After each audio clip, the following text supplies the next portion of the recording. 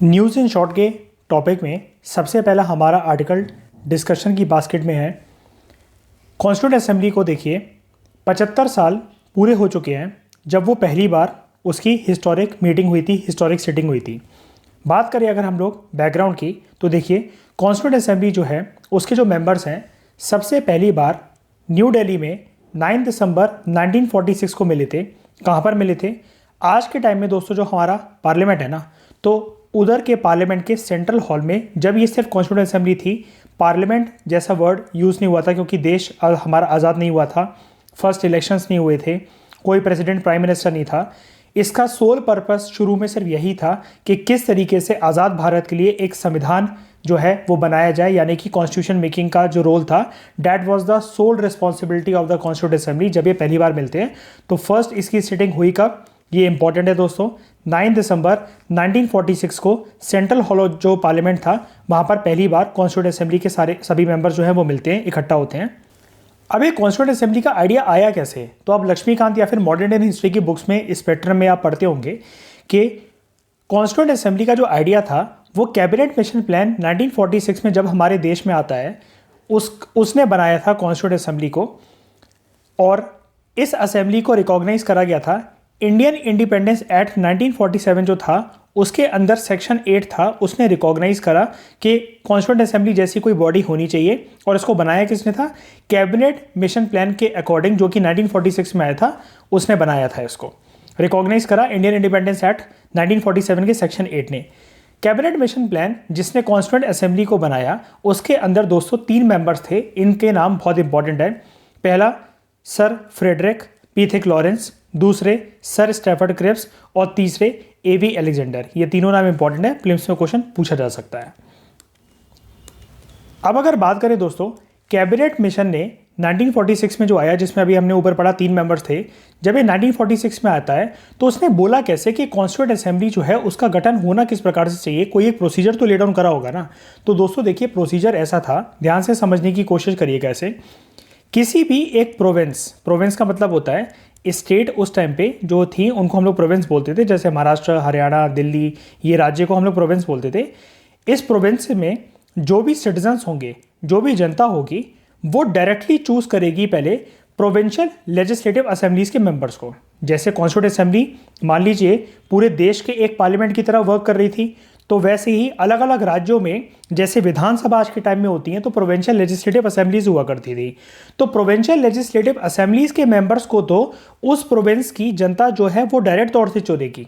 फिर जब जनता provincial legislative assemblies के मेंबर्स को चुन लेगी, तो ये प्रोविंशियल लेजिस्लेटिव असेंबली के जो मेंबर्स हैं ये चुनेंगे कॉन्स्टिट्यूंट असेंबली के मेंबर्स को। तो एक तरीके से हम कह सकते हैं कि कॉन्स्टिट्यूंट असेंबली के जो मेंबर्स थे वो इनडायरेक्ट इलेक्शन से आते थे, क्योंकि आप देखिए जनता ने सबसे पहले प्रोविंशियल लेजिस्लेटिव असेंबलीज के मेंबर्स को चुना, फिर प्रोविंशियल लेजिस्लेटिव असेंबलीज के जो मेंबर्स हैं वो कॉन्स्टिट्यूंट असेंबली के मेंबर्स को चुन रहे हैं।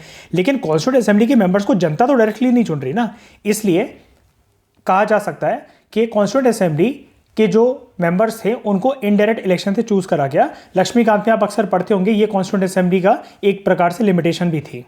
जो ड्रॉबैक्स हम लोग पढ़ते हैं कि कॉन्स्टिट्यूंट असेंबली के मेंबर्स जो थे उनको डायरेक्ट इलेक्शन से चुना जाना चाहिए था, लेकिन उस टाइम पे दोस्तों इतनी नॉलेज नहीं थी, लिटरेसी नहीं थी, और देश आज़ाद भी नहीं हुआ था, कोई इलेक्शन प्रोसेस होना क्या चाहिए, और फिर उस इलेक्शन प्रोसेस में फिर मुद्दे अगर हम लोग रखते भी तो मुद्दे आ जाते कि यूनिवर्सल फ्रेंचाइज का कंसेप्ट होना चाहिए, कितने साल की उम्र जो है उसके व्यक्ति जो है वो वोट कर सकते हैं कॉन्स्टिट्यूंट असेंबली के मेंबर्स को चुनने के लिए। तो सबने एक कैबिनेट मिशन ने जो प्रपोजल रखा और सबने इस बात पे एग्री करा कि ठीक है इलेक्शंस जो होने चाहिए इनडायरेक्ट इलेक्शंस ही होने चाहिए।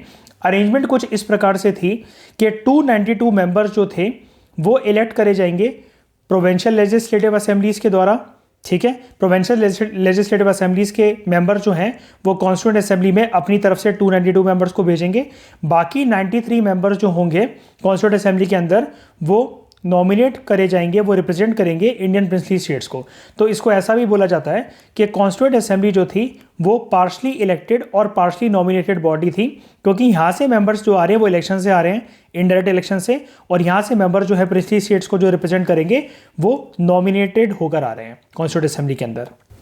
इसके अलावा दोस्तों एक प्रोविज़न इसमें यह भी था कि जो 4 मेंबर्स होंगे कॉन्स्टिट्यूंट असेंबली के अंदर वो रिप्रेजेंट करेंगे 4 चीफ कमिश्नर्स प्रोविंसेस को, मतलब 4 मेंबर्स 4 चीफ कमिश्नर्स प्रोविंसेस में से जो आएंगे। और इस प्रकार से शुरू में कैबिनेट मिशन 1946 के प्रपोजल का बेसिस पे जब कॉन्स्टिट्यूंट असेंबली बनाई गई तो उसमें टोटल 389 मेंबर्स थे। लेकिन जब पार्टीशन अनाउंस हुआ और ये बोला गया कि एक सेपरेट कंट्री बनाई जाएगी इंडिया से अलग होकर जिसका नाम होगा पाकिस्तान, और ये प्रपोजल हुआ था माउंटबेटन प्लान जो कि आया था 3 जून 1947 को, उसकी वजह से तो पाकिस्तान को एक सेपरेट कॉन्स्टिट्यूंट असेंबली दे दी गई और कुछ रिप्रेजेंटेटिव्स जो अभी तक इंडियन कॉन्स्टिट्यूंट असेंबली के पार्ट थे। कहने का मतलब ये इस 389 मेंबर्स जो थे इसमें आपको पता है प्रोविंसेस से आए हुए मेंबर्स थे प्लस प्रिंसली स्टेट से मेंबर्स थे। लेकिन कुछ ऐसी प्रिंसली स्टेट्स थी जो कि जिनकी अब जोग्राफिकल टेरिटरी पाकिस्तान में शामिल हो गई और कुछ प्रोविंसेस भी, कुछ राज्य भी ऐसे थे जिनकी जोग्राफिकल टेरिटरी पाकिस्तान में शामिल हो गई। तो हुआ क्या, मेंबरशिप जो थी कॉन्स्टिट्यूंट असेंबली की वो रिड्यूस हो गई 389 से, मेंबर्स जो है रिड्यूस होकर अब इंडियन कॉन्स्टिट्यूंट असेंबली में हो गए 299। बाकी गए कहाँ, जो बाकी बच गए वो पाकिस्तान में शामिल हो गए जिसमें कुछ प्रिंसली स्टेट शामिल थी प्लस कुछ प्रोविंसेस शामिल थे क्योंकि जोग्राफिकली अब प्रैक्टिकली ये पाकिस्तान के पार्ट थे। पहली सिटिंग जब कॉन्स्टिट्यूंट असेंबली की हमारी होती है तो उसको प्रिसाइड करने वाले व्यक्ति का नाम था डॉक्टर सच्चिदानंद सिन्हा। ये इंपॉर्टेंट है फैक्ट दोस्तों, याद रखिएगा। कॉन्स्टिट्यूंट असेंबली को टोटल कितना टाइम लगा हमारा आज़ाद भारत का जो एक संविधान प्रिपेयर करने में, तो उसको टाइम लगा 2 साल 11 महीने और 17 दिन, 2 years 11 months and 17 days। इतना टाइम हमारी कॉन्स्टिट्यूंट असेंबली को लगा एक कॉन्स्टिट्यूशन को ड्राफ्ट करने में। दोस्तों मैं आपसे कमेंट बॉक्स में जानना चाहूँगा, आप मुझे ये बताइए कि वर्ल्ड का, एक तो 2 आंसर दीजिएगा, वर्ल्ड का एक तो लेंथीएस्ट कॉन्स्टिट्यूशन कौन सा है और कौन सी ऐसी कंट्री है जिसका अनरिटन कॉन्स्टिट्यूशन है। तो ये आप 2 चीज़ें कमेंट बॉक्स में बताइएगा। अब हम लोग नेक्स्ट टॉपिक की तरफ बढ़ते हैं।